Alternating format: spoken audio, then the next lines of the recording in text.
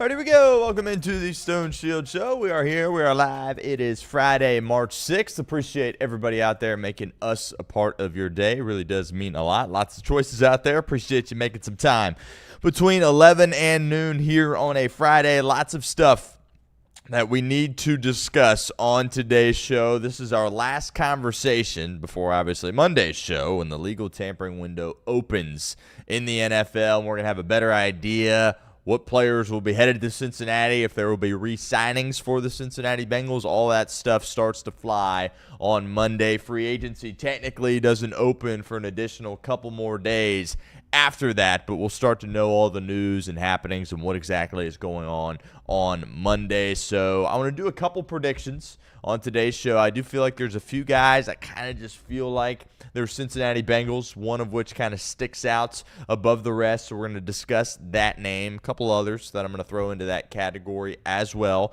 Also, John Sheeran, A to Z Sports, he put together a list of 5 guys that he wants the Cincinnati Bengals to avoid. So we are going to be bringing that up on the show as well. And I do think there's a couple of noteworthy players that need to be mentioned there in that category.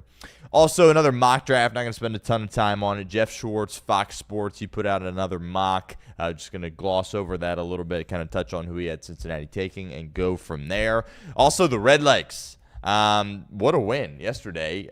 Crazy game. Home runs left and right. Former Reds going deep. How about Nick Senzel going deep for the Dodgers? How about our good friend Santiago Espinal? He plays long ball a couple of times for the Los Angeles Dodgers as well. Not great for some of the guys going to be getting a lot of innings in the Reds bullpen, a la Emilio Pagan and Tony Santillan, but it's spring, it's exhibition, it is what it is. I'm a little bit more intrigued by what you're seeing from some of the sticks for the Cincinnati Reds. How about Matty McClain? My goodness, guy can't get out. He's batting like .675, has like 4 bombs, over 10 RBIs. Unbelievable start to the spring for Matty McClain. Ellie looks great. Sal Stewart looks great there as well. How about Nathaniel Lowe? Is he going to potentially mess around and make this roster? Guy like J.J. Bleday continues to hit the baseball well, so lots of excitement there from an offensive perspective.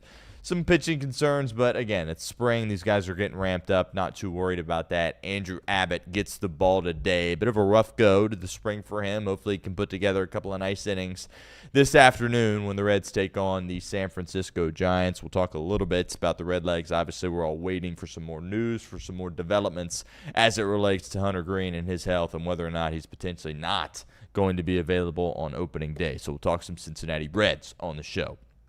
Huge weekend of college basketball. Miami Redhawks, Travis Steele, Peter Suter, Luke Skowjak and company, they are headed east to Athens as they take on the Ohio Bobcats and look to make history, right? It's unbelievable that they're in this position. Win tonight caps off a perfect regular season as they look to get to 31-0. The Redhawks are favored in the game tonight, rightfully so. 5.5 points is the margin. Last time they took on the Ohio Bobcats last month in Oxford, took them out to the woodshed, put a whooping on them. Hopefully we get a similar result in the matchup tonight. But obviously something we talked about with Luke Skowjak earlier in the week, a lot more difficult to beat a team a second time. The Redhawks are finding that out. Tough games against Western Michigan. Certainly in the last game was very, very difficult for them as well. So we will see how they fare tonight. ESPN2, yes, 9 o'clock tip. So a little bit later. We'll see how rowdy it is. It's spring break for the OU kids, so it'll be interesting to see what kind of crowd turns up for that game, but absolutely unbelievable and kind of unthinkable that the Redhawks are in this position. Win tonight caps off history in a perfect 31-0 regular season if they can get it done. Best of luck to the Redhawks. We'll touch on that game. Also, UC.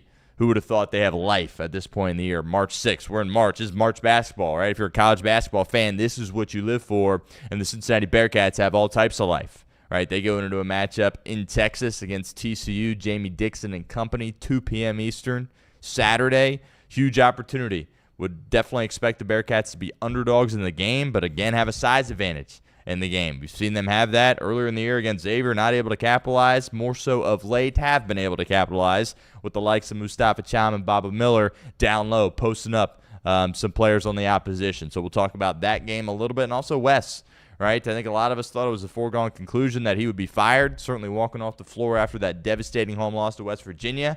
Now all he's done is beat Kansas, put together some wins, beat the crud out of BYU at home.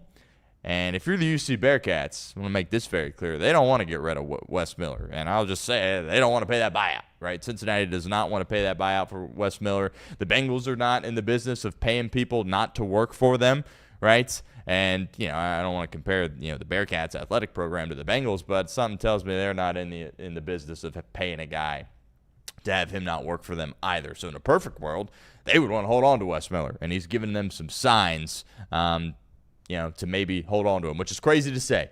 Honestly, as things sit here on March 6th, my gut tells me he's safe.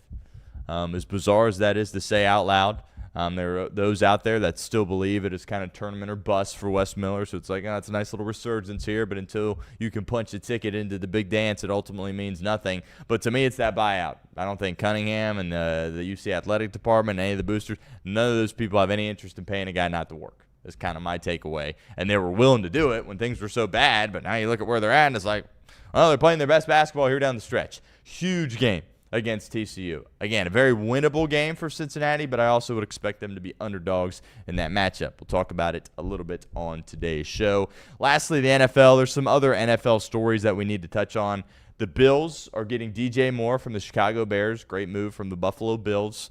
People are all worked up. Oh, second-round pick. I don't understand that, people just see the round and they're like, oh, what a pick. Well, it's the Buffalo Bills, right? They just went on a bit of a playoff run this past year, and it's like the 60th overall pick. That may as well be a third-round pick, right? People talking about the Rams trading for McDuffie. Well, that was the 29th overall pick, right? Not the 13th pick. So I think context is very necessary when you're talking about these different trades and these different draft picks. If I'm Buffalo, you look at their team, Khalil Shakir, really, really good player, right? But who's their receiver? Keon Coleman, has that really panned out the way that they certainly were hoping when they took him? No. They need a receiver. DJ Moore has proven that he's a good receiver, that he can play in those conditions as well. Cold weather in Chicago. And the Bears, they had too many weapons on offense, and they had to free up some money and move off them. So I get the move for both teams. We'll talk about that a little bit. Also, something we talked about with Joe Goodberry yesterday. By the way, that video's out on YouTube. It's out in podcast form as well. Check it out. Great stuff from Joe Goodberry as it relates to the Bengals and free agency. But we talked about how the cap obviously is going up each and every year, which makes it easier for some of these teams to retain some of their free agents. And that's exactly what we saw last night from the Los Angeles Rams as Cam Curl, their safety, a really, really good player. He's going to stay put in Los Angeles. They are able to afford him to still be a part of their defense. And that was a guy that, many Bengals fans had an eye on. I always thought it was a bit of a stretch to land Cam Curl, but he's a heck of a player. Well, he's not even on the open market as he stays in Los Angeles. We'll touch on that. Danielle Hunter gets an extension, $40 million. It's probably an underpay. Honestly, that guy's unbelievable. That pairing with him and Will Anderson.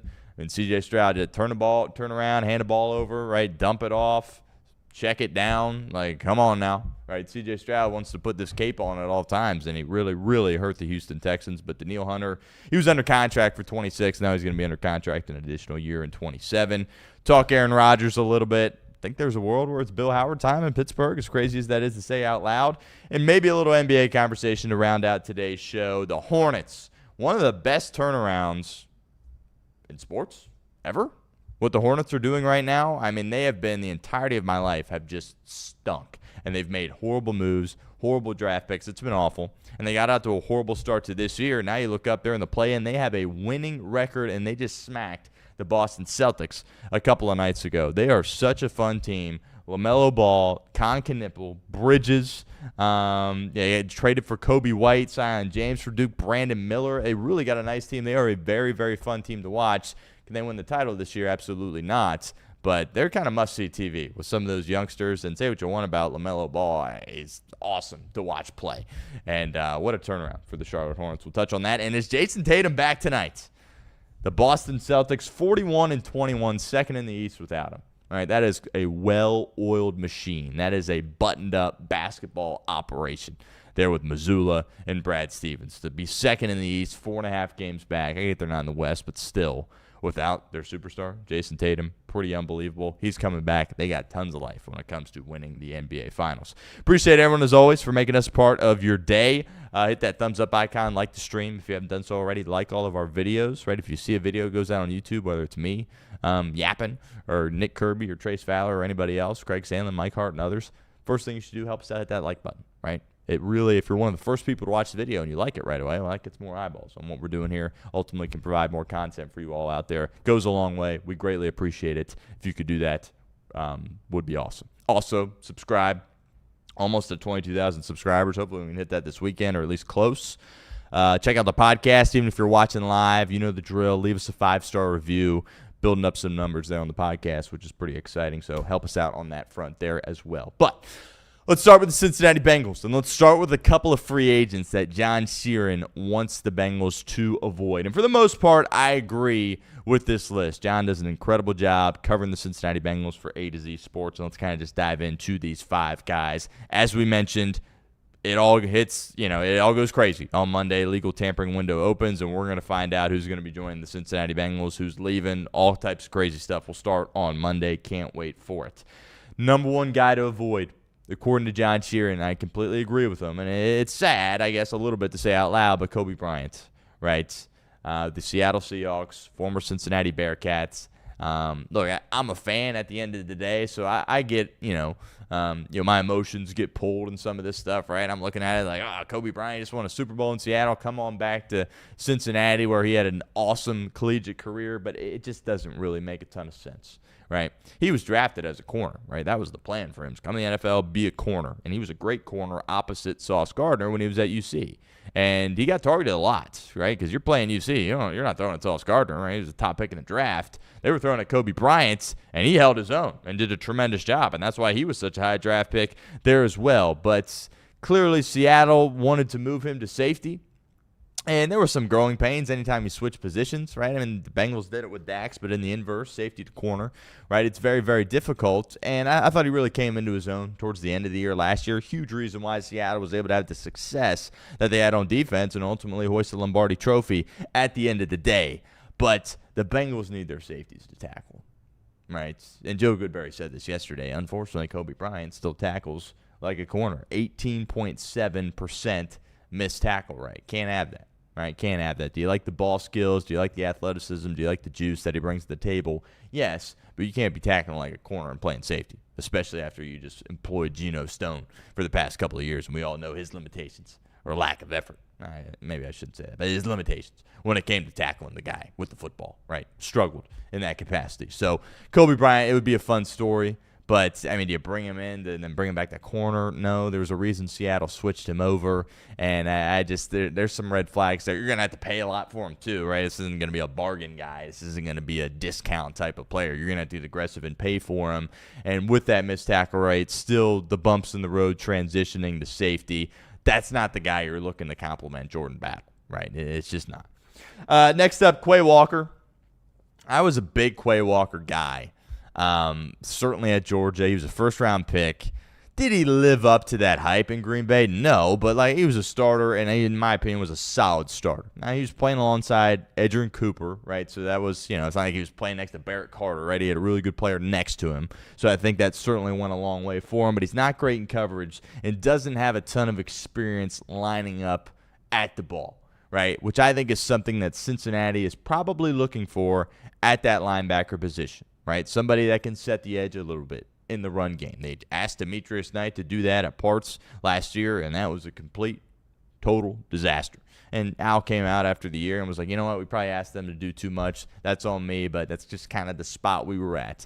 I think the Bengals are looking for a guy that can come up to the line of scrimmage, help set the edge, and also be solid in coverage. Like, you love Quay from a tackling perspective and a physicality perspective, right, and just kind of a football IQ perspective, but does he really necessarily mesh what Al Golden's trying to do defensively? Probably not, and similar to Kobe Bryant, but probably even to a more increasing degree, is he's going to be expensive, right? He's not going to be a cheap player. He's a first-round pick, was a starter, not a ton of injury concerns, played solid football, has some coverage limitations, as I mentioned. Somebody's going to pay a lot of money for Quay Walker. Probably not going to be the Cincinnati Bengals. I don't have an issue with them not going after Quay Walker. Although I think he's gotten disrespected a little bit. Quay Walker's a good football player, and he's going to get paid like a good football player as well. Kwity Paye, I think I'm saying that right. The kid out of Michigan. I agree with Sheeran here. I got no interest in bringing him in. He's a former first-round pick. Just the production has not been good enough there, and he's, with the age and where he was taken, he'll probably get too much money. Some desperate team's going to want to roll the dice on him. And I've said this, and maybe it's ridiculous for me to say this. I'm not an Ohio State fan at all. I'm the first thing from an Ohio State fan, but you got too many Wolverines on this Bengals team. All right, let's not bring in another one of those guys. All right. Come on, go in a different direction. No interest in him. K'Lavon Chaisson is also a guy that Sheeran has on this list. I get it, right? Talked about this with Joe yesterday, where it's like, there's part of the fan base where it's like, get the band together, right? The LSU boys, the national title team, Jamar and Joe, let's get Chaisson in here, hire Joe Brady. I get it. It's easy to kind of fall into that trap. But the reality of the situation is he was a first-round pick and looked very far from it these past few years, and then finds a landing spot in New England, but was making like a vet min. Like, they weren't paying him much money at all, and he's not reliable against the run, not consistent as far as his production. So I think that's one of those situations where it feels like a good story, but is he really a good fit for this Al Golden defense? Probably not. I'm not going to be up in arms if they get Chaisson, if they can get him at a decent number. I feel like the rest of the league will be kind of reasonably wise when it comes to Chaisson. I don't think he's a guy that's going to get grossly overpaid, right? I mean, he was on practice squads, right? That's a real thing. As a former first-round pick, really was bouncing around, was complimented by some good players around him defensively in New England. He's not a superstar. Clearly, he was overdrafted. Doesn't mean he's not a valuable player in the NFL, but I feel like you could get him at a better number than some of these other guys. Talk about this a lot with free agency. I mean, you're paying tax on all these guys. For the most part, these guys are going for way more than they should be going for, right? And that's why it's beneficial to get out ahead of it early if they're already on your team, right? Dalton Reiser, right? Getting him for the deal that they got him, that's unbelievable for the Cincinnati Bengals, right? So I think the number with Chaisson might not be extreme, so it wouldn't be the end of the world for me. But if that's like, oh yeah, there's our edge that we added, K'Lavon Chaisson, that doesn't do enough for me, to be honest with you, at that position. AJ Epinesa, I think there's a narrative out there that he's older than he is. I think he's only like 27 years old. Has had some good moments in Buffalo. He's violent. He's not necessarily as consistent as you would like. But again, these guys are free agents, right? And the Bengals are going to be looking at the mid-tier. You're not going to have perfect players, right? You got to bank on the upside, bank on the stuff that you've seen on tape, roll the dice, make a decision, see if it's going to be a good fit, see if there's intangible stuff that they could bring. So, again, if your idea there at edge is AJ Epinesa, or outside linebacker, whatever you want to call it, like, that's probably not enough of a plan. But if you is going to be a part of a plan, I could get on board with that. So that, to me, out of all those guys, like Epinesa, I'd probably be the most open to bringing him in out of those other guys. But the Kobe Bryant thing, I'm not in the Kobe Bryant sweepstakes. Great player. Would be awesome to have him back in Cincinnati. Not disrespecting him at all, but from a fit perspective, doesn't make a ton of sense. Walker, I like a lot. He's going to go for a lot of money. It doesn't bother me that you would want to stay away from him. Kwity Paye, I had no interest there. Chaisson, be a cool story. Had some good moments in New England, depending on the price. Epinesa, I would kind of be open to, but for the most part, I'm in agreement there with John Sheeran as far as the guys that he wants Cincinnati to avoid.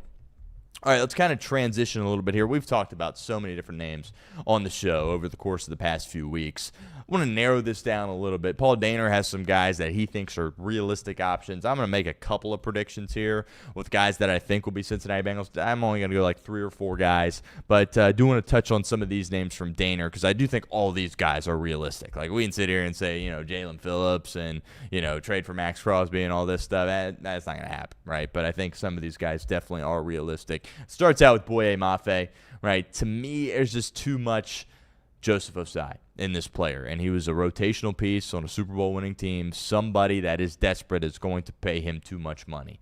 And if you're asking would I rather have him than Osai, yes, for the only reason being that I'm looking for new bodies to come into the room.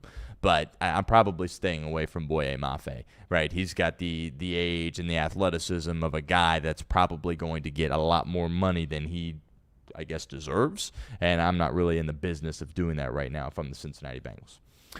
Dre'Mont Jones.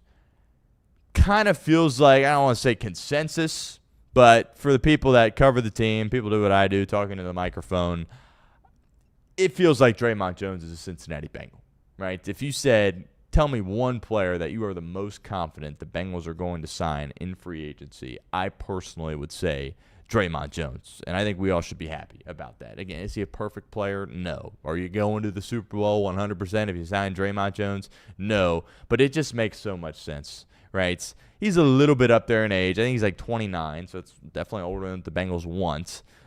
He's bounced around a little bit, played in the Big Ten, had success at Ohio State. I think he was a third-round pick coming out of there. Played with the Titans, gets traded to Baltimore the middle of last year, has success in the game against you, the cold weather game. We've documented it a lot on this show where he scored 0 points. He was a problem in that game. You have the versatility with him on the outside and the interior. There's some leadership qualities there as well, and there's a lot of experience for Dre'Mont Jones, and he just kind of feels like a Cincinnati Bengal, right? You're not going to have to break the bank to get him. It's going to be a decent chunk of change, but it's going to be a heck of a lot cheaper, obviously, than Trey Hendrickson. And that, to me, is the guy that, you go get Dre'Mont Jones, that's another box you can check, right? You talk about checking boxes this offseason for Duke Tobin and company, right? Dalton Reiser, that was a nice little box check. You got that done. Great job. Dre'Mont Jones, are we popping champagne, celebrating, smoking cigars? Bengals are going back to the Super Bowl? No, but that's a box you could check. So you know what? We addressed that position. There's still more work that we have to do, right? Still want to draft a guy that can do some of those things. Still need to develop the guys that we have, but that's a step in the right direction. Losing Trey Hendrickson and filling him in with Dre'Mont Jones. Is he the same player Trey Hendrickson is? No. I think he can bring more to the table. I think he's more versatile, right? Trey Hendrickson doesn't do anything against a run. Trey Hendrickson doesn't really, there's no tackles for loss with Trey Hendrickson that aren't sacks, right? He's kind of a one-trick pony in a lot of ways, if we're being completely honest. I think there's a lot more versatility to Dre'Mont Jones, right? It's coming from Ohio State. It's been around the league. It's been there, done that. The production's there. The pressures are there consistently, right? Again, he's bounced around a little bit, but wherever he has been, the pressures have been there. And obviously, if you're the Bengals, you want to correlate those pressures into sacks and forced fumbles and tackles for a loss and all that stuff. But if the pressures are there on a regular basis, good things are probably going to happen for you as a defense. And Dre'Mont Jones, to me, he gets me fired up, to be honest, as a guy to come in here and be a Cincinnati Bengal. If you said predict one guy that will be, I don't think that's just me hoping with my heart that they're going to bring him in, all right? But it just, a lot of it makes so much sense. And we joked about this with Goodberry yesterday. The Bengals have been a team where, like, if a player plays well against them, they're like, oh, what's this guy doing? Oh, he's a free agent. Let's check him out. Right, and we were joking that it has something to do with how small their scouting department is, but it kind of feels like a Geno Stone signing in some ways. You hope it works out a heck of a lot better than that, but you played in the division. He played well against you. He's a free agent. Don't have to pay a ton of money to get him. Right, he makes so much sense for the Bengals, and I'll say, Dre'Mont Jones. That's my prediction. I think he's gonna be a Cincinnati Bengal, whether it be early next week or after that, probably on Monday, to be honest. Odafe Oweh, he's kind of, there's the argument. Trey Hendrickson's the top edge rusher in free agency, and then who's second? Is it Oweh or is it Jalen Phillips? Jalen Phillips has had probably more production, but has had the two serious injuries, an ACL and an Achilles. Odafe Oweh, he really kind of came into his own with the Chargers, where he was kind of that traitsy guy for the Ravens. He was a solid player, but, they moved off him. They traded him. And the production, you really start to see that towards the end of last year specifically. He's going to get a ton of money. Right, and if you didn't, I understand he's a lot younger than Trey, but you had a couple of years ago where you could have committed to Trey long term. You didn't. You're going to pay this guy a ton of money to kind of fit that same mold. That would take a huge hit to your salary cap. Again, I'm here for it. You want to bring in Odafe Oweh, sure. But as far as realistic names that I think Cincinnati's going to go after, I'm sure they'll kick the tires on it and see what the number is. But guess what? The rest of the league's also calling for Odafe Oweh as well and trying to see what his market's going to look like. So I think it'd be exciting.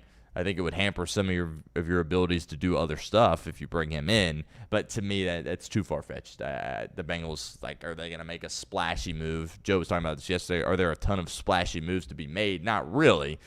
I would classify Odafe Oweh as kind of a splashy move, especially for the Cincinnati Bengals and their history as an organization.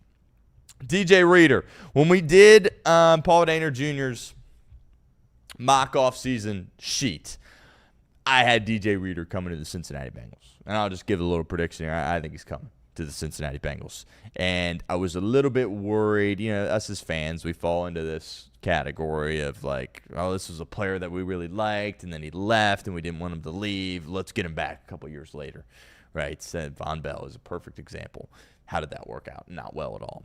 Now he's the safeties coach for Colorado, right? He's out of the league. I don't think DJ Reader's at that point yet. I think DJ Reader still has good football ahead of him. Goodberry was fired up talking about him yesterday on the show, saying, I just asked him, I was like, can this guy still play, right? And he's not 35 years old, right? He's still reasonably young. He's getting up there, right? It's an age that the Bengals don't necessarily love to go after, but the production's there. The run-stopping ability is there. Can he provide, like when Reader was here playing well in Cincinnati, was he sacking the quarterback? No, but he was getting home more than BJ and TJ are getting home, and certainly Chris Jenkins and McKinley Jackson, right? So I think he could offer a little bit of that. And I think, it seems like BJ is going to be a part of their plan. BJ Hill's not getting cut. I think he could complement BJ better than TJ has, right? Or but maybe they keep TJ too. I don't know. They can find space for him. They can find a role for him. And leadership, to me, is one of the biggest things that stand out. DJ Reader was the leader of that defense for several years here in Cincinnati. And who's the leader of the defense? Who is it? We don't know. Why? Because there isn't one. We like Dax and DJ, but are they like the alpha leaders of the defense? No. I think the reason why the Bengals wrap their arms so much around Jordan Battle is they believe he can be that guy, but is his play good enough to be that guy? Is it one of the linebackers? Obviously not. And Trey Hendrickson was a good player for a long time. Was he a leader of that defense? No, he wasn't. Your leadership box gets checked if you bring in DJ Reader. So all the projections are this guy isn't going to break the bank, which is great. 2 or 3 year deal, commit to him $8-ish million a year, maybe somewhere in there, and you bring him in here and you roll, right? And I think that would be a significant upgrade for the Cincinnati Bengals. I'll go ahead and make the prediction. I think he can still play. I think he would be a great fit here in Cincinnati.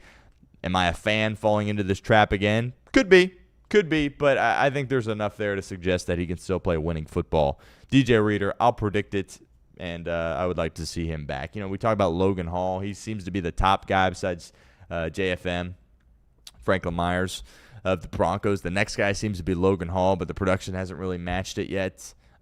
He's going to be a heck of a lot more expensive than DJ Reader. If you're asking me, would I rather have Hall or DJ Reader? Probably Hall, but the price is going to be a lot more steep, probably, in my opinion, than it is with DJ Reader. So I've got a lot of interest in a reunion. I think he can still play.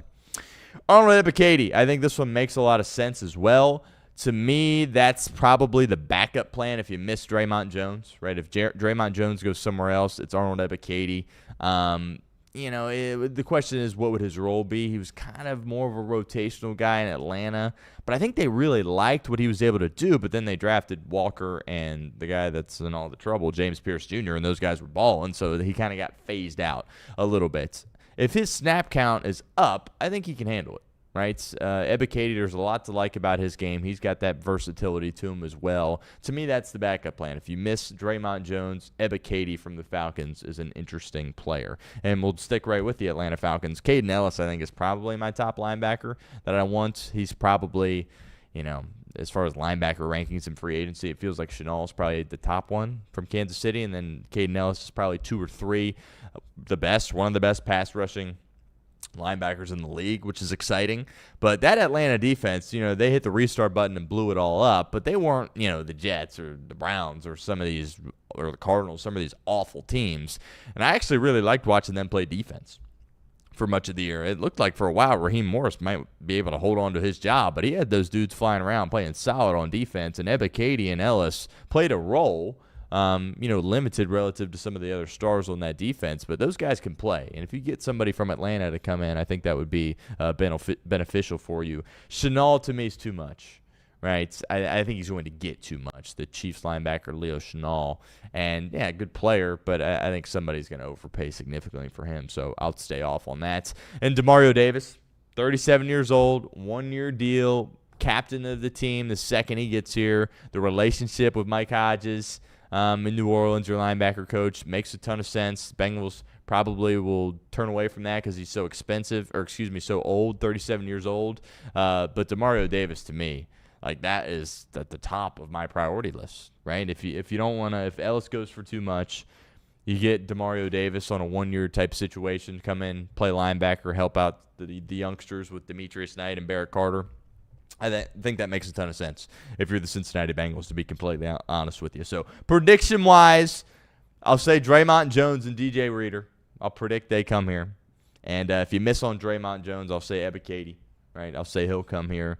And keep an eye on linebacker. I don't think they'll be at the top of that market. I don't think you'll get a Quay Walker or a Nakobe Dean or a Leo Chenal, but a Caden Ellis or maybe one of those veterans, which was talking about with Joe yesterday, bring in a veteran. Bengals have been scared to do it, but Demario Davis, to me, you want to fork over some cash for a one-year deal, some leadership, some experience, can still play. I think that makes a lot of sense if you're the Cincinnati Bengals, but there's going to be a lot of teams that are interested in his services, and I think the New Orleans Saints certainly are going to be interested as well. But to this point, as we're doing this live, he has not been re-signed to the New Orleans Saints. So Demario Davis, to me, I get he's old, right?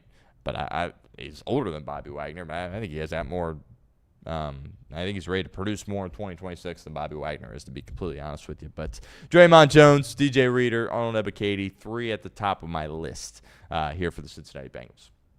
All right, real quickly, before we move on today's show, I want to mention this mock draft from Jeff Schwartz for Fox. He's a betting analyst over there, and we're just going to do the top 10 really quickly. Not a ton of surprises, but you're seeing Love start to go earlier, right? I think it kind of was a foregone conclusion. Jeremiah Love at the Kansas City Chiefs. Combine happens, and I think everybody's looking around going, oh, he's not going to be available at number 9 for the Kansas City Chiefs, which obviously shifts some things, and I think certainly could benefit the Cincinnati Bengals. As we've talked about, get all the receivers. If another quarterback's not going to go besides Mendoza, but get a receiver, get the tackles, get Love, get these offensive players out.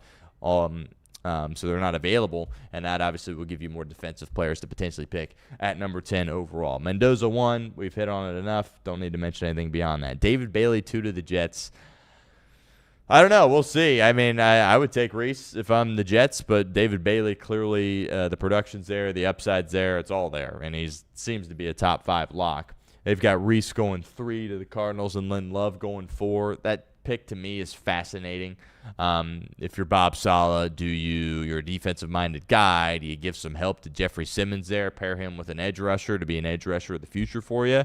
Do you get a weapon for Cam Ward, right? I think, that first year when you're the first overall pick, you're on a horrible team, right? His coach gets fired in the middle of the year. You can't really grade Cam Ward on how he performed. I don't think it's really fair to him to really do that. Now you're going to, you start evaluating Cam Ward here in year 2. And if it's, not going well, then it's like, well, okay, we got a decision to make as far as if we need to go get another quarterback at some point in the near future. I always think it's beneficial to help him out with the weapon. And Jeremiah Love classifies, right? It doesn't have to be Carnell Tate. It doesn't have to be a receiver. You want to bring in a guy like Jeremiah Love at that running back position or even a tackle, right, to help him out. That's the interesting decision that Borgonzi and those guys with the Titans are going to have to make, right? Do you beef up your defense with a defensive-minded head coach that probably wants to take defense, or do you help out your young quarterback who you're looking to get him some confidence as well? I don't think confidence is an issue for Cam Ward, but if you struggle immensely and continue to struggle, that was kind of it's the Titans. Nobody really talked about it, but I thought they were going to be better than they were last year. Callie gets fired, and it's like, oh, they got some issues here. Last thing you want to do is just completely ruin his confidence. Giving him a weapon could be a good decision. Maui Noah 5 to the Giants. Get all the tackles out there. Sure, take him in the top 10. Will he go before Fano? I don't know. Both kind of right tackles. Will they eventually jump over to left in the league? Not sure, but he's a mauler and was really good in the playoff run, and he's ready to be an NFL tackle, I think. Going to be some growing pains. He's a rookie. We know this. We understand this. But Maui Noah, I think that the Giants makes a lot of sense. Remember, it's Harbaugh calling the shots here, right? What did his brother do when he got to the league? He went and picked Joe Alt, right? He got him an offensive lineman, right? So when they were picking early in the draft, and people were saying, oh, why didn't you get a weapon here? And he said, oh, no, we consider our offensive linemen as weapons too. I think his brother John has that same philosophy. Wouldn't surprise me at all if the Giants took Maui Noah. Fano, Cleveland 6. They're either taking a receiver or they're taking a tackle, right? I don't see a world where they take one of these defenders, right? That defense is one of the best in the league. That offense is one of the worst in the league. That's why they're one of the worst teams in the league. So they're retooling the entirety of their offensive line. I think Fano makes a lot of sense for the Browns. Sonny to the Commanders makes a ton of sense. Dan Quinn's probably going to go defense here. If you're the Bengals, I think that that 5th pick for the Giants is huge, right? It's like, are you going to take Caleb Downs? Are you going to take Sonny Styles? Or are you going to take offense? That's going to be very, very telling for what's available for the Bengals at number 10 overall. because I'm pretty confident the Commanders are going to go defense, right? Again, Dan Quinn, he goes to the NFC Championship game, and it's like, oh, Jaden Daniels, Commanders, they're here to stay, and then he might get fired, right? They had a horrible year this past year. So I think defense makes a lot of sense for them, whether it be Downs or Styles. It feels like it's one of those two. And if somehow, a Bailey or a Reese slip down to 7, maybe it's them. But it feels like a Buckeye defender is going to Washington. 8, New Orleans. Feels like an offensive player, I would say. Schwartz got Tate going at this spot. If Love's still available, I think they jump on him. There's been some Mekhi Lemon rumors to them as well. But kind of similar to what I was talking about with Tennessee and Cam Ward, Tyler Shuck's their guy, right? We all laughed at him when they took him. Didn't think it would work. I certainly did. Hand up there. But they've got a quarterback here. And, I'm not saying, like, they got a guy to give a second contract to, but they're going to roll with Tyler Shuck for a couple years here and see how it goes. The Saints were playing a horrible division, so that's an advantage for them. I think Kellen Moore, I think he knows what he's doing. I don't think he's a superstar head coach, but I think he can be a solid head coach, right? You play indoors, right? That obviously advantageous for offensive football. I think Drew Brees and Sean Payton, all they were able to accomplish in the Superdome. So I think going with an offensive player, helping out your quarterback, makes a lot of sense if you're the New Orleans Saints. Reuben Bain, 9 to the Chiefs. You move off McDuffie, they got to get younger all over their roster. And what's Chris Jones' future look like? I think having an edge makes a lot of sense. And, there's the arm length concerns. Is that going to scare Brett Veach and company from taking a guy like Reuben Bain? That is the million-dollar question. I don't know, right? Because Reuben Bain, if he had 32-inch arms, we're not even talking about him being available at 10, right? He'd be gone. But less than 31-inch arms, how's that going to look, right? I mean, you're taking a gamble here. If you're taking this guy in the top 10, you're expecting him to, at minimum, be a starter for you for 4 years, right? And obviously on the upside, you're hoping that he's like a Pro Bowler and an all-pro player and a really good player, right? Be interesting to see if Kansas City does that, because I think that's a smart building. That's a smart operation. They know that. They got the quarterback. Well, what are the next 2-3 important positions? Left tackle, edge, and a weapon, right? And they know that. They understand that. And Reuben Bain at the Chiefs makes a lot of sense. And then Caleb to the Bengals at 10. Will the injury scare other teams is the question. My answer to that is hopefully, right? It better not scare the Cincinnati Bengals. We're going to find out a lot more at the pro day. I mean, he didn't do anything at the pro day, at the combine other than talk at the podium, meet with the teams. But from a football perspective, a measurement perspective, didn't do anything. Like I said, we'll find out more at the pro day. And a lot of people are going to be tapped into that Ohio State pro day. I can guarantee you that. But I've we're kind of beating a dead horse a little bit. You all know how I feel about Caleb Downs and why I want him to be here in Cincinnati, and how I feel he will drastically improve this team and this defense specifically if he comes here at number 10. So just to see him available at that spot and another mock draft, I think is promising. And ultimately, we will see when come April if he's a guy that the Cincinnati Bengals are going to be adding to their roster. Only time will tell. Cincinnati Reds. Spring training underway. They've played some crazy games. It's spring training, right? I throw on Fox 1360, right? Check out how the boys are doing on the radio, right? Yeah, it's spring training. It's hard to get super fired up. I think the reason why it's exciting is just that, it's back, right? Baseball is kind of in the air, and you're just kind of gearing up for opening day. But it's like scrimmages, right? It's exhibition stuff. Just because a guy pops off in spring training doesn't mean that's going to continue when he gets to the show, right, come the end of March on opening day. And just because a guy stinks in spring training doesn't mean he's going to stink, right? It's baseball, right? You need to warm up and kind of get into the swing because you're getting ready to play 162 games and then hopefully a postseason after that. So, football, they might as well just get rid of the preseason at this point. I think it's kind of ridiculous, right? It's for the fringe roster guys, and to get tape, it's very important for them. But as far as like the starters, they just don't want to get hurt, right? A little bit different in baseball. You got to get out there. You got to throw the ball around. You got to take some swings. If you're a pitcher, you got to get ramped up. That's a real thing, right? You can't just be hanging out all off season. Then, all right, let's go. Let's go every fifth day if you're a starter, and let's throw every day if you're a bullpen guy. It doesn't really work that way in baseball. So it's just kind of they're like practices, right? But they keep score, right? And we get some stats, and we get to tap into it, and there's some excitement around it. But they played Cuba a couple of days ago, beat the heck out of them. That was good. I think like 19-2 or something absurd. Some of these other MLB teams kind of struggling with some of the international stuff. World Baseball Classic, by the way, is going to be great. Hopefully the Americans can get it done on that front. I think they're like minus 110 to win, which, they got the studs. Scooble's throwing the one game. Skeens will throw. You got Judge and Harper, so you hope that's enough to get the job done. You got a lot more stars there as well. So we'll talk a little World Baseball Classic next week on the show. But played the Dodgers yesterday. Big lead, disappeared, we're losing, and then came back and won. And home runs left and right. Santiago Espinal hitting a couple off you for the Dodgers, which is funny, right? And it's just objectively say it how it is. It's kind of funny. Emilio Pagan really struggled. Tony Santiam really struggled. Again, with these pitchers, are you pressing the panic button for an outing in spring? No, but I do think a lot of us, when the Reds paid Emilio Pagan, we weren't all celebrating necessarily. I think we were like, okay, we respect that as a plan. He was a closer. He did a fine job last year. It's a very difficult role to have, and a very difficult role if you're a front office to project. Right? It's very dicey. Like, this guy had a good year this year. He's definitely going to have a good year the next year. And it doesn't really work like that for closers and bullpen guys. Very difficult for these front offices and scouting departments. So I've got concerns with Emilio Pagan just flat out. Closed a lot of games, blew some games last year for the Cincinnati Reds, and struggled obviously in the game yesterday. Santian as well. I'm not worried about him. He'll be fine. Big Tony. He goes out there. He works every single day. Right? If the Reds are playing, Tony Santian's throwing. Right, and I love that, and he'll be just fine. Hitting. Matt McClain, holy crud, right? I mean, we all sit here when we have these conversations and try to talk about what the Reds are going to look like and the success that they're going to have, try to project it, what have you. It's hard not to get fired up about Matt McClain because he's not one of those guys where it's like, you're just hoping that you finally see something. No, you've seen something from him before. I mean, you've seen it at the big league level, right? That rookie year is like, we got our guy here. Our second baseman for the long term is right here, and his name's Matty McClain. And then he has the injury. He misses the year, and then he comes back, right? And he's good in the field, but it's like this dude's just simply going to strike out every time he gets up there, and that's not good.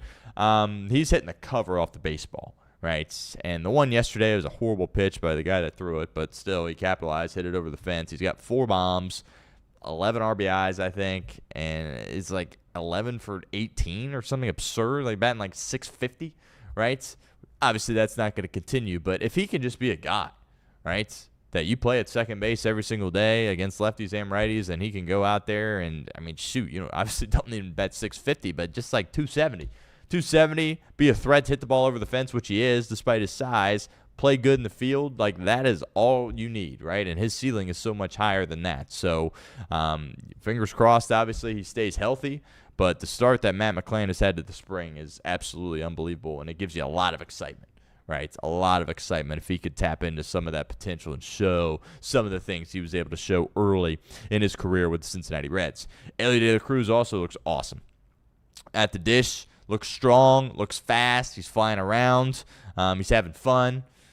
He's can't miss TV, right? That is a guy that's you're a Reds fan and you buy a ticket to the ballpark to go watch him play, right? And now that he's fully healthy, it's a long season. Hopefully he can stay that way. But, this team offensively is going to go where he goes, right? They're going to go where he can take him, I should say. And he can take him to great places. So Elly De La Cruz is having a great start to the spring as well. And then the outfield gets fascinating, right? It's how many guys are you going to keep on your team? Who's going to make the team? Who's not? They're making their cut downs right now. Like Arroyo, he's back with AAA. It's not a surprise, right? They get called up to big league spring training. They hang out there. They get some reps there, and then, they go their separate ways. It's just how it works. Hector Rodriguez, same thing. Both those two guys, and Aguilar as well, the pitcher, and Franco additionally. But those guys, I've got optimism that they're going to have good big league careers, but it's not time yet. But what do you do in the outfield, right? Because I think all these guys are having solid springs, right? And how do you gauge? I just talked about, spring for some of these guys is just kind of getting loose, getting ready, whatever. Well, for other guys, it's about, can you make your way onto the roster? And a lot of these guys are having a good spring, right? J.J. Bleday is a guy that I've been excited about. I think there's a narrative around J.J. Bleday because the Reds were in the Kyle Schwarber sweepstakes, and then they get J.J. Bleday, and it just feels like, okay, who gives a rip, right? Well, understand that this is a guy that played at Vandy, won a College World Series at Vandy, SEC Player of the Year, top 5 pick in the MLB draft, right? This isn't just some bum. His career to this point hasn't panned out, certainly relative to his, selection in the draft. I understand that. But some of the stuff you've seen from him and some of the power that he shows in spring, like, I want him on this roster. And can you keep him and Bill Benson on the roster? I don't know, right? They're kind of the same, right? Left-handed power back, corner outfielder. Can you keep them both? Don't know.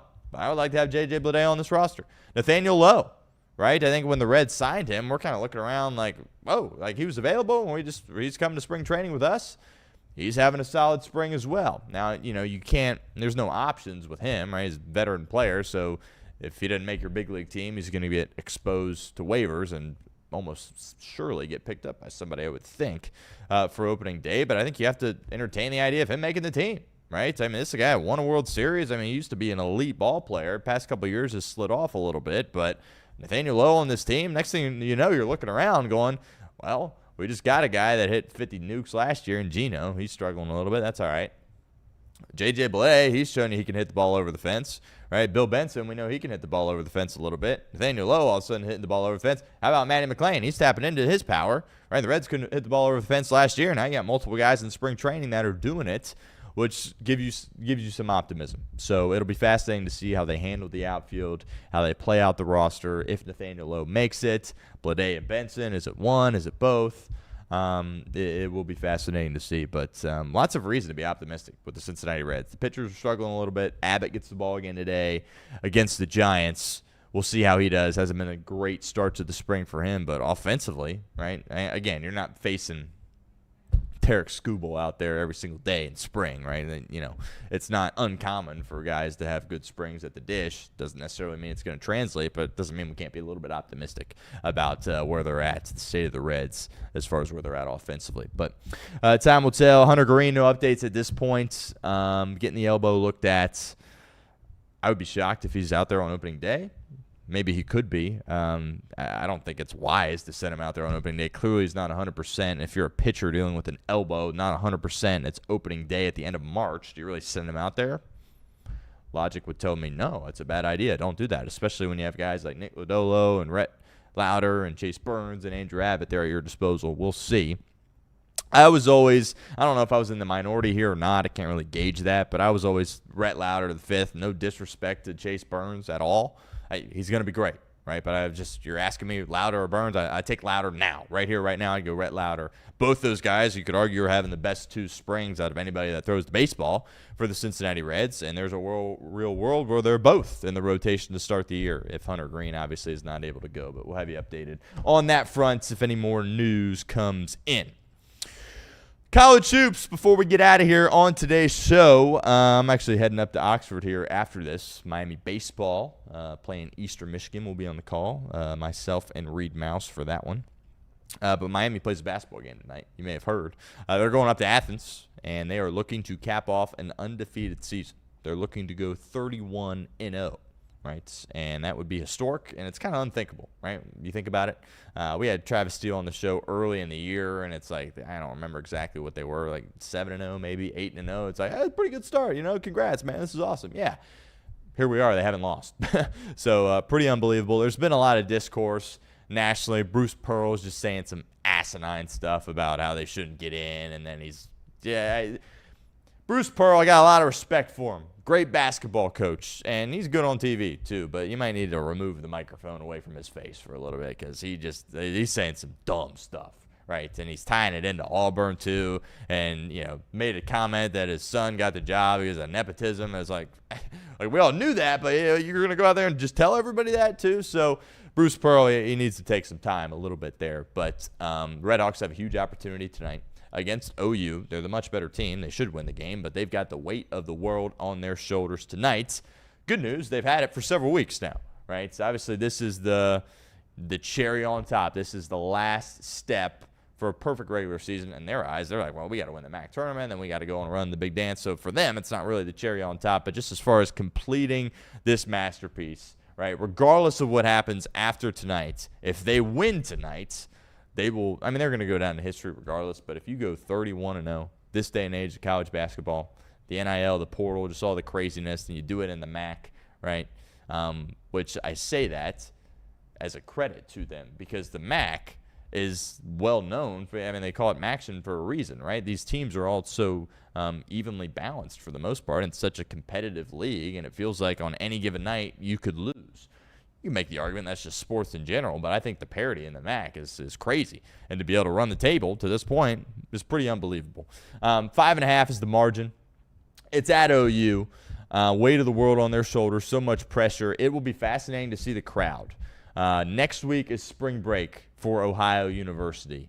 So are they going to stay put Friday nights, or are they looking to hit the road and get out of there?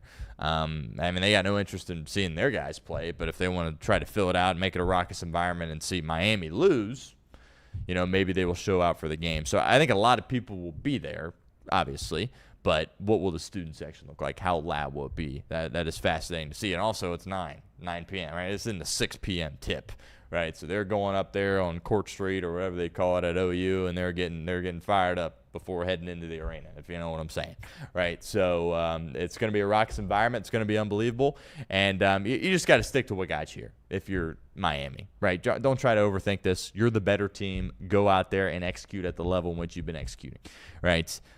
Share the basketball, right? And no hero ball stuff. They've done this all year, right? They can score in so many different ways, right? Suter, Skowjack's obviously banged up. I would expect him to play again. He was on the show earlier this week, had a brace on his hand, so clearly he's not 100%.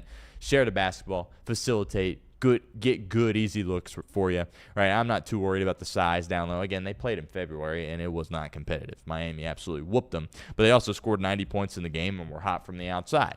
I think that is the thing you're worried about. If you're Miami, what if you go in there and you have a cold shooting night? All right, then you got to get it out the mud, right? Then you got to get your hands dirty a little bit and fight, right? And they've done that, right? They showed you that the past couple of games. They can win that way too. So hopefully the shots are falling. Hopefully Suter and Skowjack and Elmer and all these guys and Atlason, Byers are spraying from the outside, and it's smooth sailing, and it's 31-0.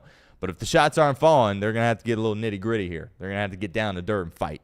And I got full confidence in the boys that they're going to be able to bring this home. And pretty unbelievable, man. Pretty unbelievable. You don't want to speak too soon. Obviously, it's a huge 40 minutes of basketball ahead of them. Rivalry game, right? That is huge, right? They're not playing Western Michigan, who they just played a couple of games ago. No disrespect to them. They gave them everything they could handle.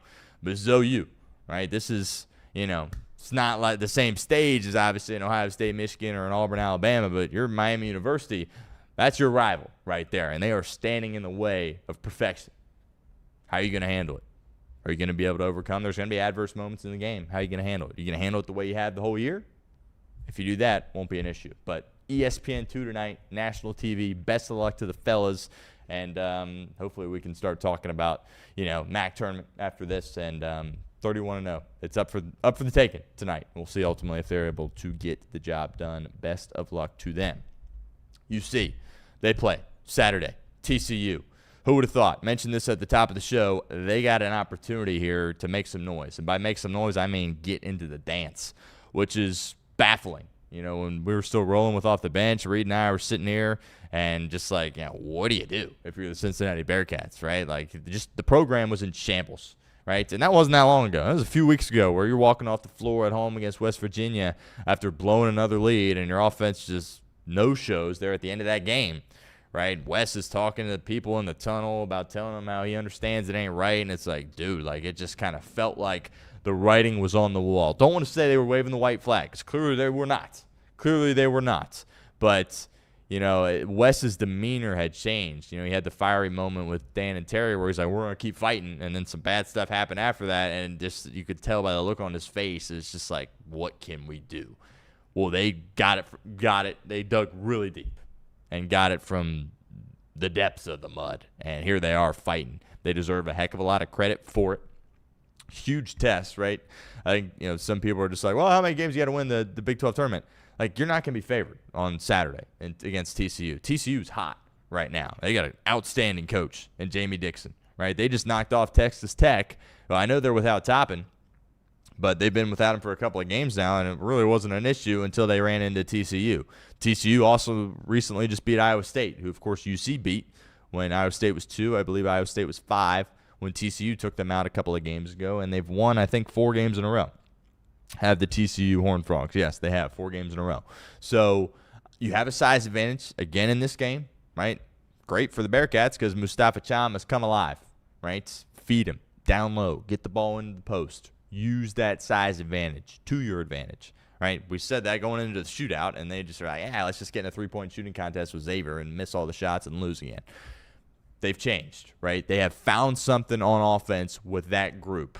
Day-Day and Jizzle at those guard spots, Baba, Cham, and JC on the outside shooting a three ball. They have found something with that unit. Obviously, guys are going to have to sub in, play well off the bench. You've seen some good stuff from Tillery, which I think is promising. The freshman kind of getting a little experience, kind of getting settled in to his role with the Cincinnati Bearcats. He's going to have to play a pivotal role in this game. The question becomes, is Wes coaching for his job, which is funny. Funny is not the right word, but like a couple of weeks ago, you say, yes, he's coaching for his job. What are you talking about? I think there's a world here where Wes is safe. As crazy as that is to say out loud, I mentioned this at the top of the show. I think a lot of it is buyout based, where as if it was kind of a coin flip, should he stay or should he go, they would keep him because they don't want to pay that buyout. They don't have interest in paying a guy to not work, right?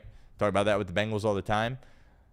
That's kind of where you're at. I mean, you went to Fall Allen and you beat Kansas, right? You beat the crud out of BYU. You're playing great basketball right now. You've been a good defensive team all year, but now it's like, well, you're playing like one of the best offensive teams in the country. Like, this is not a fugazi. Like, this has happened for several games now. This isn't just kind of a one-off. They've put together a bit of a stretch here.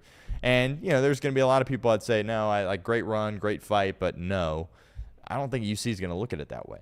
I think UC was only going to move off if they were in a spot, kind of how things felt after West Virginia, where it was like, you don't really have a choice here. Well, now all of a sudden you have a choice. Again, there's people out there that still say it's tournament or bust, which, again, you got to beat TCU, going to be underdogs in the game. Do you win 2 in the tournament to get in? Do you win 1? Is that enough to get in? I don't know. If Miami stubs their toe but still gets in, finds themselves in Dayton, there is a world where it's Cincinnati and Miami in Dayton, which would just be insane. I hope that doesn't happen, but we'll just leave it at that for now. But I do think that is a possibility that could happen, and I don't know, but the question becomes, how many more games do you have to win? I still think 20 is kind of the magic number for them, but I think they've jumped up to the first 4 out for Lenardi, so we'll see. But Cham's got to play well. Baba's got to continue to play well. Guard's got to play well, and you got to get good minutes from guys off the bench, right? Use the size advantage that you have in this game. Jamie Dixon's a heck of a coach. If it's close down the stretch, I don't know, right? You see, right? Remember, they're blowing some of these teams out. They've had their issues in games down the stretch. Something tells me this thing's going to be tight late. 2 p.m., TNT, Cincinnati, TCU. Who would have thought a couple weeks ago that this would be such a big game? All right, NFL stuff. We're not going to fully dive in here as we are at about an hour into the show. Just a couple of things, a couple of quick thoughts, and we'll talk about it more next week. We'll kind of do, I guess, free agencies on Monday, so we'll find a time to really dive into this stuff. But big trade yesterday. Bills get DJ Moore. I think it's a great trade for them. And I think that, to me, was like the most obvious thing in the world, that the Bears were going to move DJ Moore. Like, if you said one trade that definitely will happen this offseason, I would say the Bears are going to trade DJ Moore. Just look at their roster, right? You can't have that many guys at that position. Like, you got DJ Moore, Luther Burden, and the kid from Washington, whose name escapes me for whatever reason right now, which is just absurd. Rome Odunze, thank you. And then Colston Loveland, who's a tight end, but he's basically a receiver too. And, I was wrong on him. He's clearly a great football player. So it just didn't make any sense for them to keep DJ Moore, right? Their defense needs addressing, and they're going to lose at least one of their safeties, maybe both. So they really needed to do everything in their power to kind of get some more picks and get some more, bites at the apple, so to speak, to have an opportunity there. And if you're the Buffalo Bills, like, you need a receiver. Right? That is very, very clear. And it's funny because it feels like we've been saying that forever with Josh Allen, certainly ever since Stephon Diggs left. And you want to just bring in a rookie. There's some issues there because you kind of tried that with Keon Coleman. And, they're not going to write him off yet now that Joe Brady is the guy getting promoted as their head coach. But, like, you haven't seen enough from him to be confident that he's going to help you out this year. And Shakir's a great player, but, like, come on, he's a slot kind of a, he's not a one-on-one go-get-it type of guy, right? DJ Moore can be. right? And you know he can play in the cold weather. Played in Chicago, had great success there. His role goes up. If you're him, you're like, yeah, I mean, I get to go to Buffalo, play with Josh Allen. My role's going to increase, right? He's not going to catch as many balls in Chicago as he is in Buffalo, right? He's going to be their priority on offense. And I mentioned this earlier. It's like, second-round pick for DJ Moore. Well, it's a late second-round pick. That might as well be a third-round pick. I think context is very important there. It's not like, it's the 35th pick and it's almost a first-round pick. No, it's the very end of the second round, right? And I think that's important when you're talking about this, right? Good for the Eagles, though, when they're trying to bargain and negotiate as far as trading A.J. Brown, right? Is somebody going to get desperate and trade a one for him? I don't know. We will see. Good move for both sides. Makes a lot of sense. Cam Curl's back with the Rams. What we talked about, free agency. You're able to sign more guys, keep more of your own guys now as the cap keeps going up. A lot of people thought Curl was going to be available for Cincinnati. They weren't going to go get him, but he's a really good safety. He gets to stay in Los Angeles. Daniil Hunter gets the extension. No brainer. The guy's one of the best edge rushers in the league, and it's $40 million for a year, which is pretty crazy, but he deserves it. Aaron Rodgers, non-committal about is he going to come back? Is he not? I don't know. I said he was definitely done, and then they hire McCarthy, and they're like, well, hold on here. And I kind of was getting to the point where I'm like, he's definitely back. And then he goes on McAfee, and it's like, you got nothing. Like, is he coming? Is he not? I don't know. Apparently, Omar Khan in Pittsburgh hasn't given him a contract. If you're a Bengals fan, I don't think it means much. But if you're an NFL fan, like, yeah, I'll take another year. Aaron Rodgers, you kidding me? Do think Bill Howard's a real option for them as a guy that they're going to give an opportunity. Hornets are hot. 32 and 31. Fun group, right? If you're an NBA person at all, even if you're not, now's a good time to start tapping into the NBA, right? Obviously, it's March, so it's college basketball, but take a look at the NBA, right? I know some people just kind of tap in once summertime, like early summer when the finals are. But this Hornets team's fun, man. LaMelo Ball, Con Knippel. We'll see what happens with Cooper Flagg and his injury, but Con Knippel very well could win the Rookie of the Year.